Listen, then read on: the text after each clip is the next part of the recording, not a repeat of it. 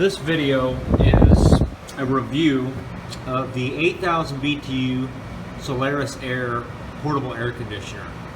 And the reason I'm posting this video is because I can't remember what I spent on this thing, but it was close to $300. And I'm here to tell you this thing is a piece of crap. Do not buy this product, and I'm going to tell you why. First of all, you see how I have this expensive hunk of crap taped to the side of here that's gathering air from my my attic, I guess I should say. Now the reason why I have that on there is because the condenser blower is extremely powerful on this device. It's more powerful than the air conditioner blower by a factor of 2 almost. Okay? And if you do not connect this device or this material onto this unit, what it's going to do is it's going to suck air from the room that you're in, the cold air that you're air conditioning, I might add, and it's going to blow it right out of the building. Now the second problem with this extremely huge design flaw is that where the hell did they think this air was going to come from? Well, I'm going to show you. It comes from every crack in the building. Everywhere you see light, every crack in the wall and your door is going to suck fresh, humid air into the building. It's like a vacuum that sucks air into the structure you're trying to cool off. So that, first of all, is a huge design flaw. Now this thing does tout something that's rather cool, which is a evaporative condensing unit, which means that when the unit becomes full of water, a little pump kicks on and it will shower the condenser with that condensation water. And the evaporative cooling does work, and I'm going to show you that. But here are some of the problems I have with this device. You see here we have 63-degree air coming out, which is miserable. It's just not a very good air conditioner. That thing should be down to 54 degrees or 49 degrees, way down there for an AC. You can see right here, we are pulling 873 watts. Now earlier I had this thing pulling 900 watts. It's all over the place. And the reason why is because of the microprocessor that this thing runs off of. If you're going to buy one of these and you want it to work, plan on modifying it to a state of butchery. I'm going to have to take this entire thing apart and disconnect this power module. Because what happens is, I'm going to dump some water inside of this thing to fill up the condensation tank to activate the evaporative condensation system, to show you that it does in fact enhance the cooling power of this device. Now it's not much, it's just a couple of degrees, but hey. But here's the problem. When the pump is activated, the microprocessor kicks down the power output to the compressor substantially. And all that does is reduce the output of the device. I mean, we could have been gaining quite a bit here. And because they want to keep it at their 8 amp posted level of power consumption, they have programmed this microprocessor to mess with the power to a point where I'm sick of it. I'm going to take this entire thing apart and I'm going to hardwire the compressor straight to the power input. I am also going to remove the thermostat from the evaporation coil that also kicks off the compressor at the wrong time. Now I understand all this stuff is supposed to stop ice buildup and all that, but let me tell you, we're not going to get any ice buildup in here. This 90 degrees in the ceiling. So in certain scenarios I can see where that would help. But for the most part, this thing is a $300 piece of crap. And if you do not do what I'm doing here, it won't cool nothing. It's just going to suck fresh hot air from outside through every crack in your house. So plan on buying this. And by the way, this is about $50 worth of material here. All this tape, this ductwork, and that flex pipe. I'm pretty sure I spent about $50 on that. So I think that's why this costs $300 altogether. But the biggest flaw, as I said, is this: the output fan is nothing compared to the condenser fan. This section here really blasts some air out. And I'm wondering if it is also modulated by power, because it does have a fan setting, which I hate.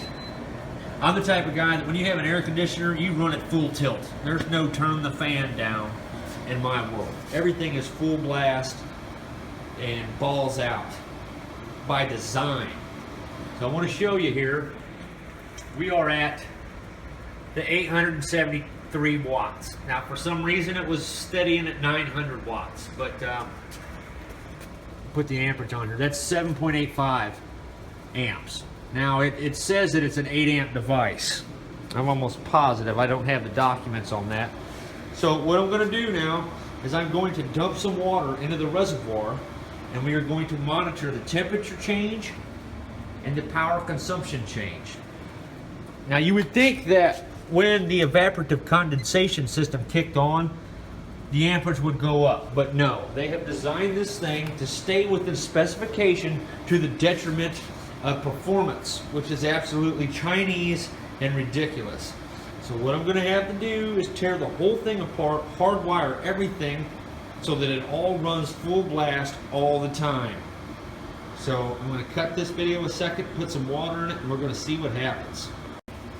Okay, I have added the water. You probably can't hear it flowing like I can, but it does have a sound that like another pump is kicked on or something. And we will soon see this temperature drop as a result of the performance increase that is caused by the evaporative cooling on the condenser.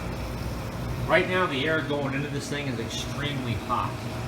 Because I don't have another air source, I have to use hot attic air, which kind of sucks, but it's better than pulling air that I just spent money to cool off directly into the machine and then sucking hot air from outside in here to replace it.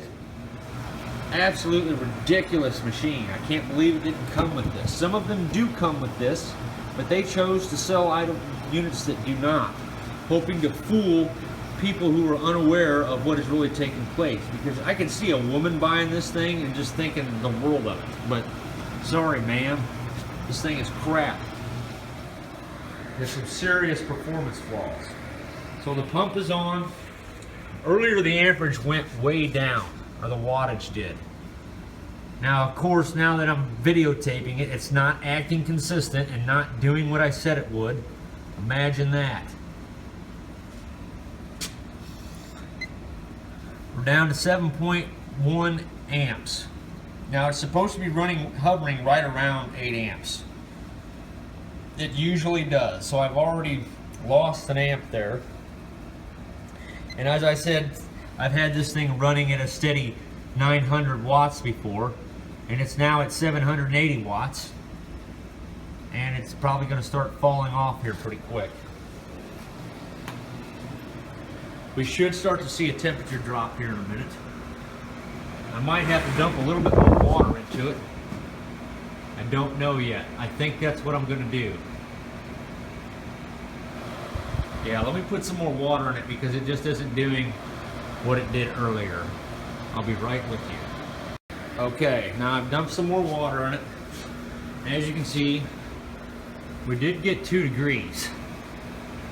Which is better than nothing. I mean, I have to admit, that's, from a thermodynamic perspective, that is a substantial power increase. But now, as you can see, I'm running at 751 watts.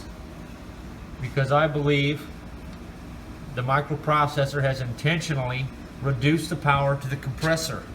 The power should have went up when the pump kicked on. We are now at 6.92 amps because, as I said, I believe this thing has been designed to stay within specification. If it would have been running at the 8 amps, I'd probably be down to about 58 degrees, but we're only at 61. You can see there's a little jump right there. That's where I'm getting this temperature. But, yeah, that's just miserable. So what I'm going to do is I'm going to tear this whole thing apart. I'm going to disconnect the microprocessor and hardwire everything. I'm going to put my own on and off switch on there so this thing will run full blast, because this is ridiculous. I know for a fact this thing can do better than this. It's just built in China by people who obviously don't have a clue. So there we are at the 690, or that's 6.91 amps. And the wattage, 750 watts when this thing was running at 900 watts earlier. There is no explanation for that. So if you're out shopping for one of these, they do have a unit that comes with the intake and the outtake module. I suggest you just spring for the extra or for the bigger unit, because I made the mistake of not just going all out and buying the 14,000 BTU unit, and I regret that, because this thing does nothing to this garage. It's not a very big place. I understand it's not insulated, but it should at least do something. So I'm going to tear this thing down and modify it to death, and I will post another video on that. But for now, I just wanted to post a buyer beware video. Do not buy this piece of crap. And if you do, you might as well spend the extra $100 and get the 1400 BTU unit, which is the only one that comes with an intake and an outtake hose. Because if you do not have this intake hose, not only are you sucking cool air that you just paid to condition right back out the machine, but you are pulling fresh, hot, humid air from the outside environment. There's no way around that. I mean, that's just gas law. When you create a vacuum inside a room, you're going to pull air in here. And as I said, the blower on this condenser is a substantial blower. It blows a very good thrust of air. About half the thrust I'm getting out of the evaporator, which also doesn't make much sense to me. So, there you go. If you put water inside the unit to engage the evaporative cooling unit, you will get a couple of degrees out of it. And it will even use less power, which is completely stupid. This thing should be pulling about 8.5 amps at least right now, because now there is an electric water pump running inside of it. But I don't know what you guys think, what your comments would be. If anyone knows anything about the engineering of this, I would love to hear what you have to say. But I'm convinced that the microprocessor is intentionally modulating the intake power to keep it within the specification. But I don't know. So what I'll do now is I'm going to drain the tank, show you what happens here. We are at 760 watts. See, I've done this before. Okay, I'm letting the water out.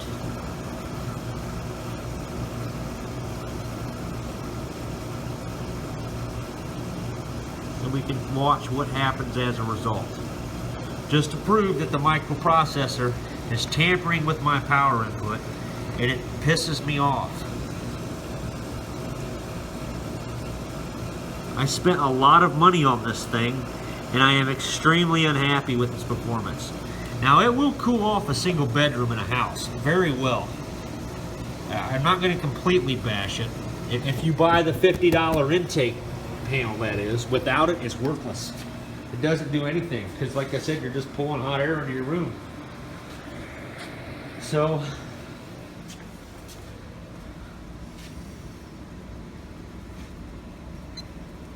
nothing yet. So what I'll do is I'll spare you the agony of standby, and I'll get back into it when we have some changes. Any minute now, this thing's going to go back up to 63, 64 degrees because it no longer has water evaporating on the condenser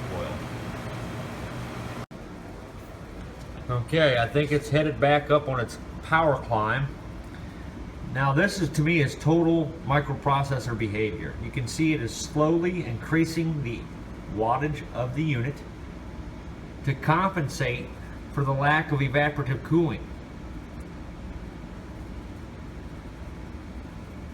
This is the wattage going up. Now, had these idiots made this thing maintain this higher wattage with the evaporative cooling, I'd be even better off. But my belief is they did this to keep it within specification and to also keep the device from freezing up in extremely cold rooms. Like if you're in a room that's 50 degrees, this thing would probably ice up pretty good under certain circumstances. Now, typically this thing will go all the way back up to 900 watts. but I'm not gonna bore you with that. Let's look at the temperature now, see if it just went back up.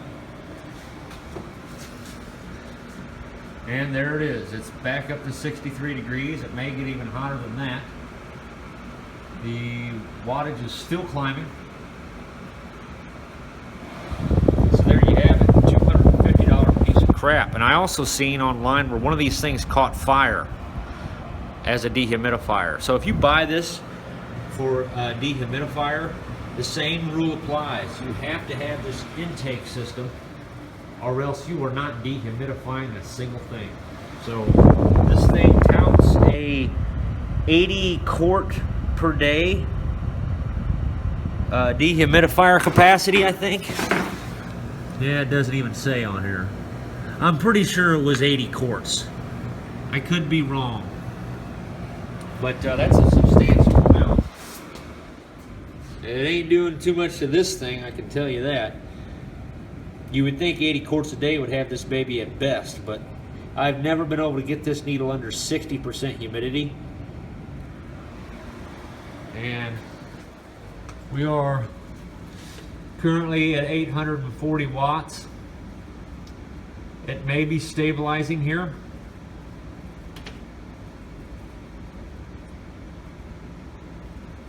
Yes, it appears to be stabilizing. Maybe it will get back up to the 900, but there you have it. If you want to get an extra degree or two out of this thing, you can dump some water by using the hose into the reservoir. But yeah, Soleus Air, total ripoff. You can see right here, 8.8 amps, 969 watts. That's what this thing typically runs at. It's not doing it right now for some reason, because this stupid microprocessor. This thing's retarded. Now in humidifier mode, which is here, what happens is the fan kicks down to a lower setting and the temperature output will increase, but I believe that's just a result of the fan slowing down. I don't think the compressor has altered any. It's obviously not, because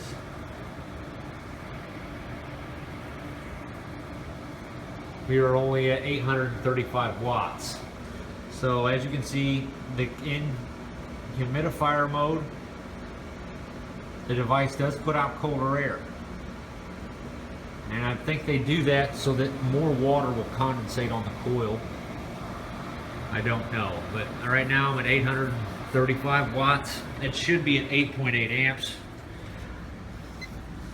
And it's 7.5 amps. So not cool.